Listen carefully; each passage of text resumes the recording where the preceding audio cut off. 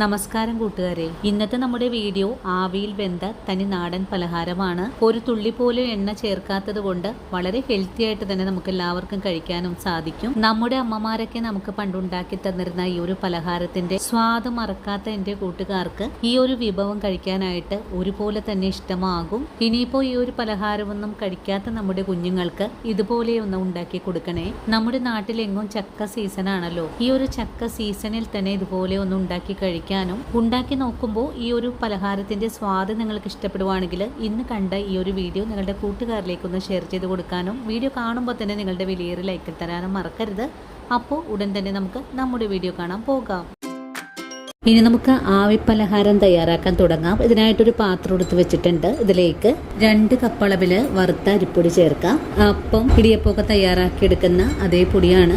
അരിപ്പൊടി പാത്രത്തിലേക്ക് മാറ്റിക്കഴിഞ്ഞാൽ പൊടിക്ക് ആവശ്യമായ ഉപ്പ് ചേർക്കാം. നല്ല വെട്ടിത്തിളയ്ക്കുന്ന വെള്ളം പൊടിയിലേക്ക് ഒഴിച്ചു കൊടുക്കാം. ഞാനിവിടെ 2 കപ്പ് പൊടിക്ക് 4 കപ്പ് എന്ന അളവിലാണ് വെള്ളം എടുത്തിട്ടുള്ളത്. ഇനി നമുക്ക് ഈ പൊടി നല്ലോണം ഒന്ന് കുഴച്ചെടുക്കാം. നമ്മൾ ഇടിയപ്പത്തിനൊക്കെ കുഴക്കുന്ന അതേ രീതിയിലാണ് കേട്ടോ പൊടി കുഴച്ചെടുക്കേണ്ടത്. പൊടി നല്ലതുപോലെ കുഴച്ചെടുത്തിട്ടുണ്ട്. ഇനി നമ്മുടെ കൈ ഉപയോഗിച്ച് നല്ല മയത്തിലൊന്ന് ഉരുട്ടിയെടുക്കാം. അങ്ങനെ നമ്മൾ പൊടി ഇതുപോലെ നല്ല മയത്തിലൊന്ന് കുഴച്ചെടുത്തിട്ടുണ്ട്. ഇനി നമുക്ക് ഈ പൊടി ഇതുപോലെ ചെറിയ ചെറിയ പീസുകളായിട്ടൊന്ന് മാറ്റി വെക്കാം. നമ്മൾ പൊടി കുഴച്ചെടുക്കുന്ന സമയത്ത് കയ്യിൽ പൊടിക്കൊരു മയം കിട്ടാനായിട്ട് അല്പം വെളിച്ചെണ്ണയോ നെയ്യോ പുരട്ടാവുന്നതാണ്. ഇങ്ങനെ ചെറിയ ചെറിയ ബോൾസ് ആക്കിയിട്ടൊന്ന് മാറ്റി വെക്കാം. പൊടി ഞാനിവിടെ ഒരു 6 ഭാഗമായിട്ട് മാറ്റിയിട്ടുണ്ട്. ഇനി നമുക്കിതൊന്ന് മാറ്റി വെക്കണം. മാറ്റി വെക്കുന്ന സമയത്ത് ഒരു പാത്രം വെച്ചിട്ട് ഒന്ന് അടച്ചു വെക്കണം കേട്ടോ, അല്ലെങ്കിൽ പൊടി ഡ്രൈ ആയി പോകാൻ സാധ്യത കൂടുതലാണ്. ഞാനിവിടെ ഒരു സ്റ്റീൽ പ്ലേറ്റ് വെച്ച് അടച്ചു മാറ്റുവാണ്. ഇത് പലഹാരത്തിന്റെ ഫില്ലിംഗ് തയ്യാറാക്കണം. ഇതിനായിട്ടൊരു പാൻ അടുപ്പിലേക്ക് വെച്ചിട്ടുണ്ട്. പാൻ ഒന്ന് ചൂടായി വരട്ടെ. പാൻ ചൂടായി വന്നു കഴിഞ്ഞാൽ 1 കപ്പ് ശർക്കരപ്പൊടി ചേർക്കാം. 2 സ്പൂൺ വെള്ളം കൂടെ ഇതിലേക്ക് ചേർക്കാം. നിങ്ങൾക്ക് ശർക്കരപ്പൊടിക്ക് പകരമായിട്ട് ശർക്കരയും പാനിയാക്കി എടുക്കാവുന്നതാണ്. ശർക്കര ഇപ്പോൾ മെൽറ്റായി വന്നിട്ടുണ്ട്.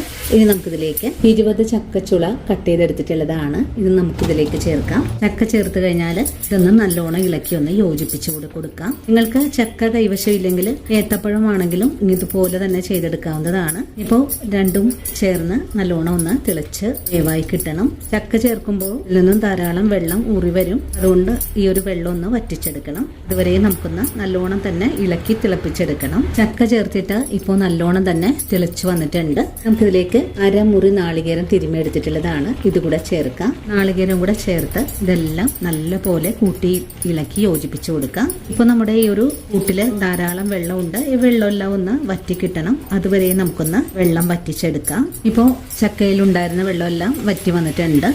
ഇതുപോലെ നല്ല കട്ടിയായിട്ട് വന്നിട്ടുണ്ട്. നമുക്കിതിലേക്ക് ഏലക്കപ്പൊടിയും കൂടെ ചേർത്ത് ഫ്ലെയിം അങ്ങ് ഓഫ് ചെയ്ത് കൊടുക്കാം. ഇതുപോലെയാണ് നമ്മൾ ഇവിടെ വിളയിച്ചെടുത്തിട്ടുള്ളത്. ഇനി നമുക്കിതിലേക്ക് കുറച്ച് ഏലക്ക ചുക്ക് ചേർത്ത പൊടിയാണ്.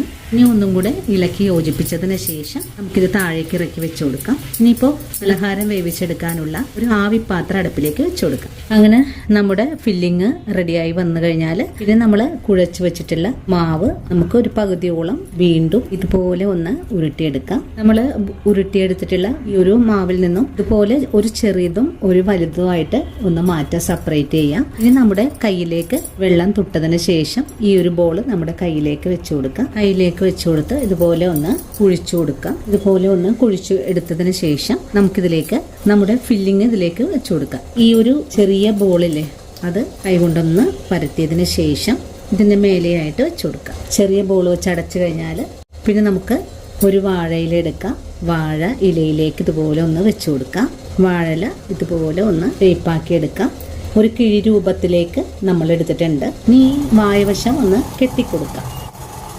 നമ്മളിതുപോലെ കിഴിയാക്കി വെച്ചിട്ടുണ്ട്. ഇനി നമുക്കിത് ആവിപ്പാത്രത്തിലേക്ക് ഒന്ന് വെച്ചു കൊടുക്കാം. അടുത്തത് നമുക്കിതുപോലെ തന്നെ ഒന്ന് ഒഴിച്ചെടുക്കാം. ഫില്ലിങ് വെച്ചു കൊടുക്കാം. ഒരു ഭാഗം കൊണ്ട് ഇതുപോലെ അടച്ചു കൊടുക്കാം. എല്ലാ ഭാഗവും ക്ലോസ് ചെയ്ത് കൊടുക്കാം.